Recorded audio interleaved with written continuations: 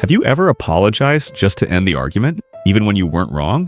Felt like you were the crazy one in a relationship that looked fine to everyone else, but inside, you were slowly falling apart? Like you were walking on eggshells in your own home? That's not love. That's not you being too sensitive. That might be narcissistic abuse. And the worst part?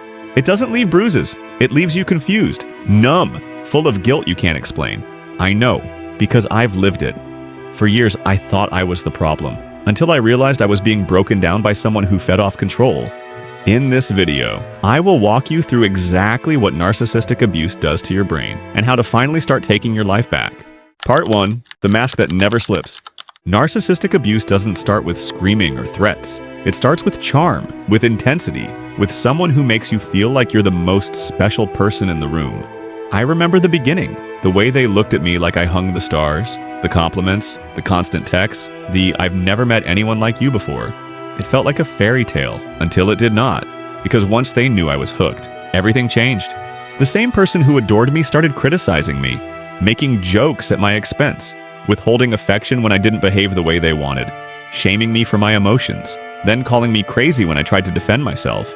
And every time I tried to leave, they pulled me back in, with tears, promises, just enough kindness to keep me doubting my instincts. That is how narcissistic abuse works. It's a cycle of idealization, devaluation, and manipulation. And the longer you're in it, the more you start to believe you're the problem. Part 2, the brain damage you can't see. Let's talk about what narcissistic abuse actually does to your brain. Because this isn't just toxic love. This is trauma, plain and simple. When you live under constant emotional threat, never knowing when the next insult, silent treatment, or gaslighting moment will hit, your brain flips into survival mode. Your amygdala, the brain's smoke alarm, becomes hypervigilant. It's always scanning the room, the tone, the smallest shift in their expression, waiting for danger. The hippocampus, the part that helps you organize memory and context, starts to misfire. You forget details, doubt your version of events, start wondering if you're losing your mind. And worst of all, your prefrontal cortex, your center for logic, reasoning, and decision-making, goes offline. That's why you freeze, why you can't explain what's happening, why you believe them, even when it hurts. You don't stay because you're stupid. You stay because your nervous system has been hijacked, and it's doing everything it can just to survive. Part 3. The invisible wounds. Narcissistic abuse doesn't leave bruises. It leaves invisible wounds that cut deeper than most people will ever understand. You stop trusting yourself. You second-guess every word, every feeling, every memory. You apologize for things you didn't do, sometimes just for existing. There's a numbness that creeps in, a sense of floating above your own life, like you're watching yourself from a distance. And then comes the worst part, the shame, the guilt, the echoing question in your head. Was it me?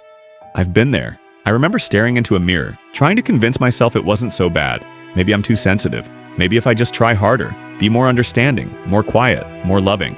But the truth is, with a narcissist, nothing you give is ever enough. Because love, to them, is not about connection. It's about control. And when someone needs to feel powerful, they will shrink you down until you no longer recognize yourself. Part 4. How to begin healing. What changed everything for me wasn't some grand apology or dramatic closure. It was the moment I stopped waiting for them to validate my pain.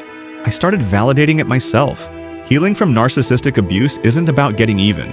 It's not about hearing "I'm sorry."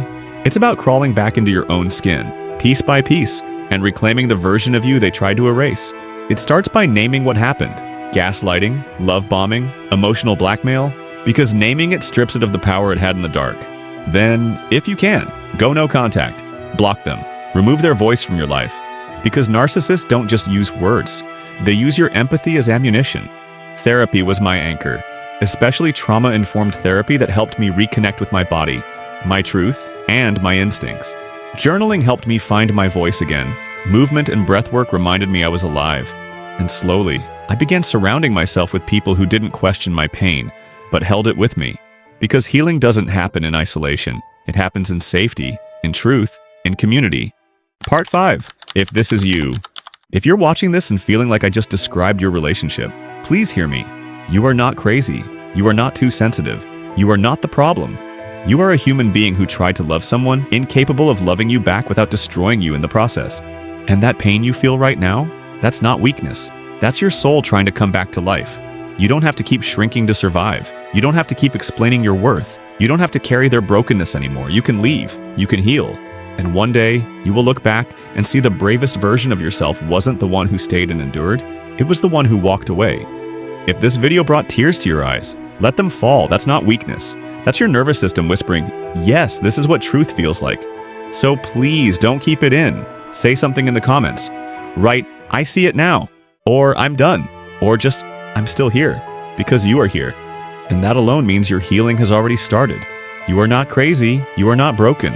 You were hurt in a way no one could see, and you survived it. That matters. You matter. More than their control, more than their lies, more than the version of yourself you had to become just to feel loved. So thank you for watching.